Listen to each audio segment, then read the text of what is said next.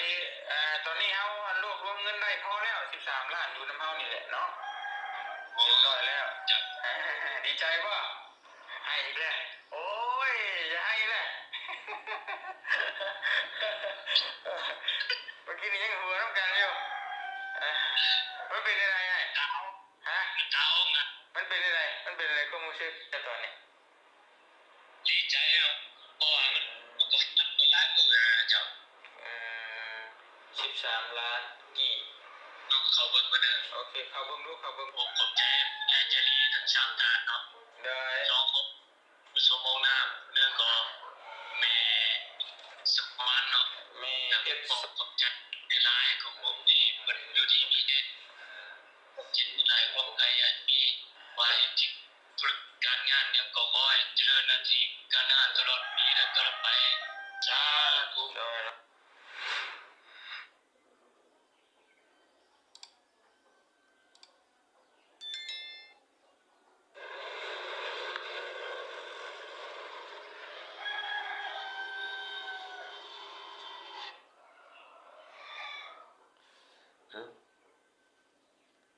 สบายดีเด้อผมให้พี่น้องเบิ่สุขุสุคนเนาะผมพอกับว่าเรื่องซันแนวอีกแล้ว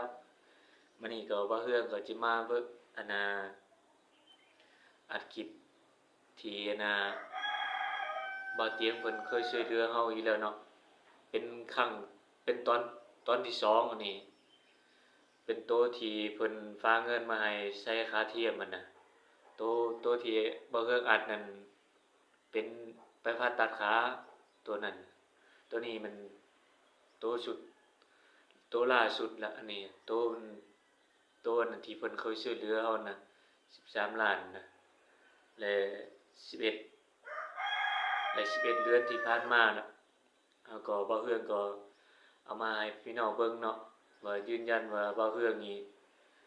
มีตัวตนเนาะหรือว่ามันหลอกอะไรจังไดบ่ได้หลอกบ่ได้ตัวบ่ได้ตมไปเนาะนี่แล้วบ่เตียงเพิ่นก็บ่ได้ตัวบ่ได้ตมเฮาอีกนะมอบเงิน13 ล้านให้บ่เฮืองไปต่อขาเทียมนี่เฮาก็เอามาอัดคลิปให้พี่น้องได้เบิ่งเนาะถ้าท่านใดนะยังบ่ทันได้เข้าไปเบิ่งเลยเนาะส่องบ่เตียงเพิ่นบ่เตียงทองชาแนล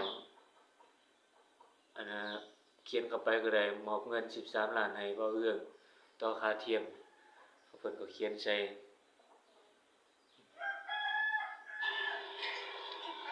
แล้วก็อันนี้ก็เป็นความจำที่บ่เคยลืมอีกครั้งหนึงเป็น2ขั้นตอนเนาะที่เพิ่นเคยช่วยเหลือมาผ่าตัดขาแล้วก็ใส่คัดมาใส่ให้ค่าเทียมบริการโอนเงินช้าที่สุดไม่ใช่หนูเห็นป่ะโมเมนต์โอนเงินยังไงโอนเงินไวที่สุดโอ้ก็ยังโมเมนต์อยู่บริการโอนเงินด่วนคืออันนี้ได้ปลากระป๋องยังโอ้ยปลากระป๋องแซ่บที่สุดเลยลูกเมื่อเบื่อป่ะโอ้ยเนาะเจ้าของก็รอนี่นะใจดีกับโอ้ยวัฒนะเก่งเลยวัฒนาไปดิโอ้ยเนาะ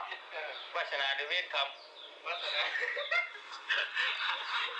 สวัสดีนะพี่น้องเด้อเนาะโดยวัฒนาเดวิดครับมาใช่ปะเพื่อนได้ปะใช่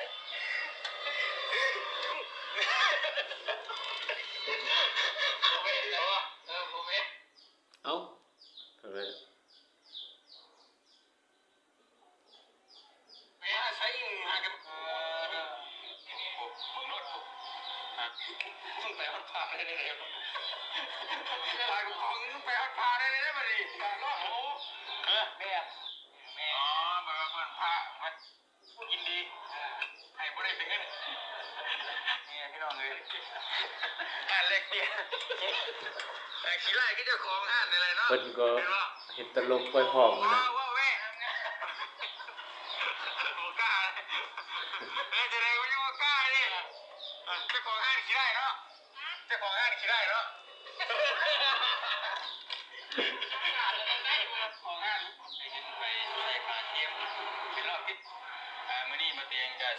งินให้ทางอ้ายเพื่องพี่น้องอยู่แข่งบัวพันที่เราโทรมาขอความช่วยเหลือว่าอยากได้เงินไปใช้การเทียมเป็นรอบที่2แล้วรอบแรกก็เราไปผ่าตัด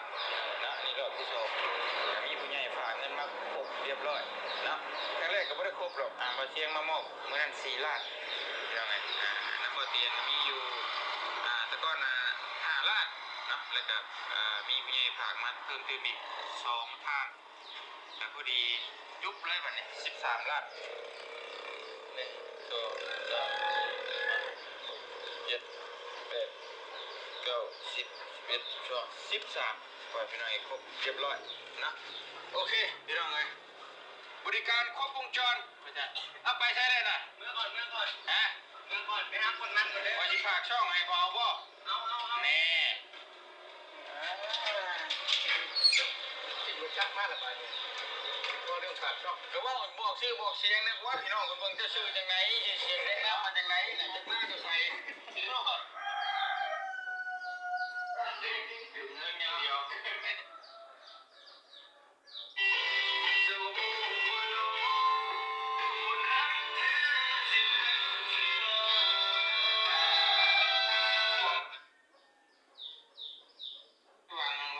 ได้ไว้แบบนี้เนาะ จากนั้นนะแล้วก็ฟังได้ว่าฟังมา โอเคเนาะพอดีตอนนี้เขารวบรวมเงินได้พอแล้ว13 ล้านอยู่น้ำเฮานี่แหละเนาะเรียบร้อยแล้วดีใจป่ะ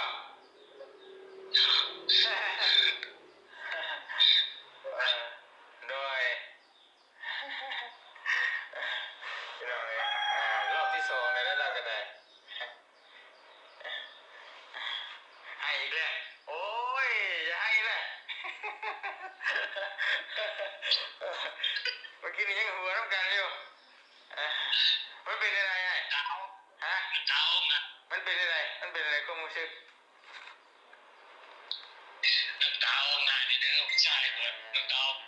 มันเป็นอะไรความรู้สึกเจ้าตอนนี้ดีใจเนาะเพราะว่ามันก็มันไม่ได้หมดเลยเจ้าโทรมาขอความช่วยเหลือกันไปว่าบอก กับบ่ได้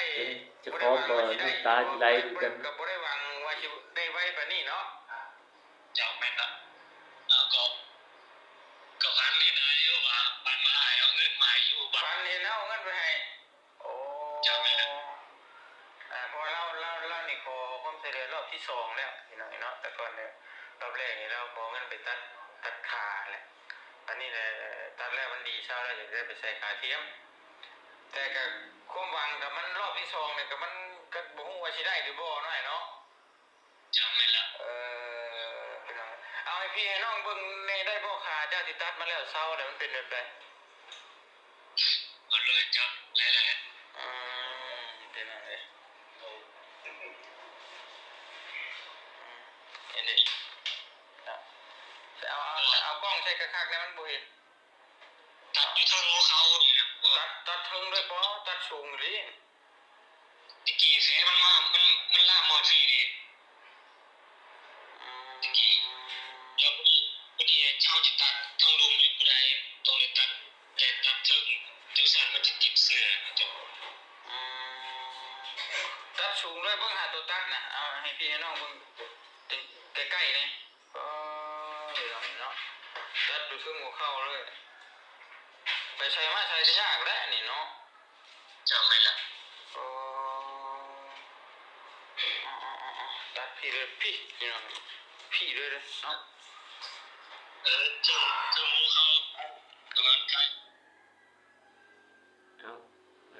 ให้เบิ่งพี่น้องเบิ่งประมาณนี้เด้อเว้าไปน้ำตาบ่เฮือกก็จะไหลไปนำเนาะบ่เฮือกเป็นคนน้ำตาไหลง่ายคือกับบ่เฮือกนี่เบิ่งละครนี่เบิ่งละคร2ไทยเนาะเห็นคนตบตีเห็นคนอีหยังน่ะมักจะให้น้ำเพิ่นนั่นน่ะจักบ่ฮู้เป็นหยังคือกันบ่เฮือกก็ได้ 7-8 ปีมานี่แล้วก็เป็นคนน้ำตานี่ก็เศร้านิดนึงก็น้ำตาจะไหลนะบางท่านเข้ามาใหม่ก็บางท่านอาจจะบ่ฮู้เนาะเป็นหยัง เพิ่นจะช่วยเหลือผ่าตัดขาเนาะนี่อันน่ะคือว่าไปเห็นขาบ่เฮืองเนาะก็เข้าเบิ่งได้เนาะช่อง YouTube บ่เฮืองก็อัดคลิปหลายเทื่อแล้วแหละนี่เพิ่นตัดอันถึงหัวเข่าตะกี้มันเป็นแผลอยู่กองหัวเข่าน่ะก็เลยว่าเดี๋ยวตัดประมาณนี้แต่ว่าแผลมันจะบ่งามคืออันน่ะคืออยู่ฝั่งไทยเพิ่นตัดนี่มันจะบ่เนียบมันเป็นแผลใหญ่ๆเป็นปาวมัน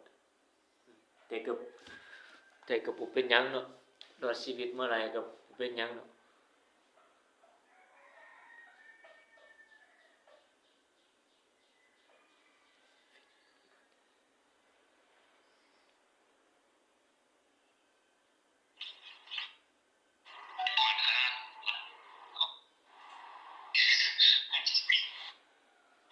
เสียเวลาให้ครับอันนั้น อยู่ทางแม่เป็นสมอนอยู่ต่างประเทศคือกันแล้วก็อีกท่านหนึงก็ บ่เฮือก็จะขอขอบคุณเด้อขอขอบใจหลายๆผู้ใหญ่ใจดีมี3ท่านเนาะเพิ่นฝากมาน่ะอันน่ะไปใส่ขาเทียมเนาะน่ะท่านหนึงก็เพิ่นบ่ได้ประสงค์ออกนามเนาะแล้วท่านผู้ที่2นี่เพิ่นให้ออกชื่ออยู่เพิ่นชื่อแม่เพชรสมรเนาะและอีกท่านหนึง